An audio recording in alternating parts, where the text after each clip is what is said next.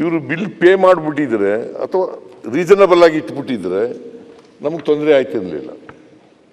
Reasonable ಇಡಲೇ ಇಲ್ಲ. ಬಸವರಾಜ ಬೊಮ್ಮಾಯಿ ಅವರು ಮುಖ್ಯಮಂತ್ರಿ ಆಗಿದ್ದಾಗ ಎಲ್ಲ MLAಗಳಿಗೂ ಬರೆದು ಕೊಡೋದೆ, ರೂಲಿಂಗ್ ಪಾರ್ಟಿಯವರಿಗೆಲ್ಲ ಬರೆದು ಕೊಡೋದೆ. ಗೊತ್ತಾಯ್ತಾ ಸುರೇಶ್ ಗೌಡ? ತಿಳ್ಕೊ ನೀನು ಸ್ವಲ್ಪ. ಸರ್ ಅವ್ರದ್ದು ಮಾಡಿದ ತಪ್ಪಿಗೆ ನಮ್ಗೆ ಯಾಕೆ ಪನಿಷ್ಮೆಂಟ್ ಸರ್? ನಮ್ಮ ಪಾರ್ಟಿಯವರು ಮಾಡಿರ್ಬೋದು, ನಮ್ಗೆ ಯಾಕೆ ಪನಿಷ್ಮೆಂಟ್? ಹೇಳ್ತಿದ್ದಿಲ್ಲ ನೆನ್ನೆ ಹೇಳ್ತಿದ್ದಿಲ್ಲ ಸರ್. ನಿಮಗೂ ಬದಾಮಿಗೆ ಎಲ್ಲರೂ ಕೊಟ್ಟಾರಲ್ಲ ನಮ್ಮವರಿಬ್ರು.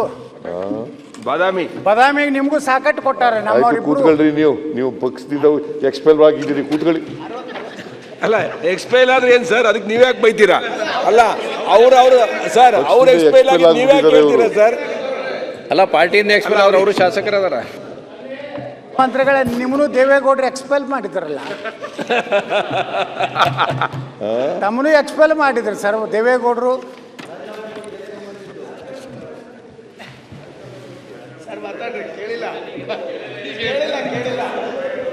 ಸನ್ಮಾನ್ಯ ಮುಖ್ಯಮಂತ್ರಿಗಳೇ, ತಮ್ಮನು ಸಹ ಅಹಿಂದ ಹೋರಾಟ ಮಾಡಿದ್ದಕ್ಕೆ ದೇವೇಗೌಡರು ಎಕ್ಸ್ಪೆಲ್ ಮಾಡಿದ್ರು. ಹೌದು, ಯಾರ್ಯಾರು ಎಕ್ಸ್ಪೆಲ್ ಮಾಡ್ತಾರೋ ಅವ್ರು ಮುಖ್ಯಮಂತ್ರಿಗಳು ಆಗ್ತಾರ.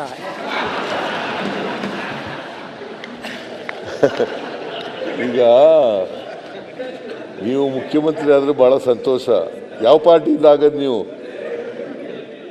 ಯಾವ ಪಾರ್ಟಿಯಿಂದ ಆಗದು? BJPಯಿಂದ ಎಕ್ಸ್ಪೆಲ್ ಮಾಡಿಬಿಟ್ಟಿದ್ದಾರೆ.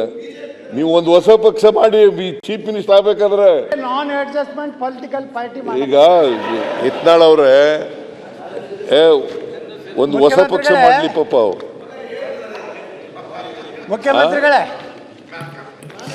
ಸನ್ಮಾನ್ಯ ಅಧ್ಯಕ್ಷರೇ, ಪಕ್ಷದ ಹೆಸರು ಹೇಳಿ.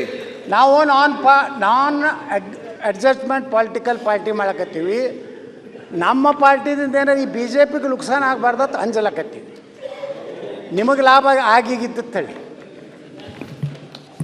ನಮಗೆ ಲಾಭ ಆಗಬೇಕಾದ್ರೆ ನೀವು ಒಂದು ಹೊಸ ಪಾರ್ಟಿ ಮಾಡಬೇಕು.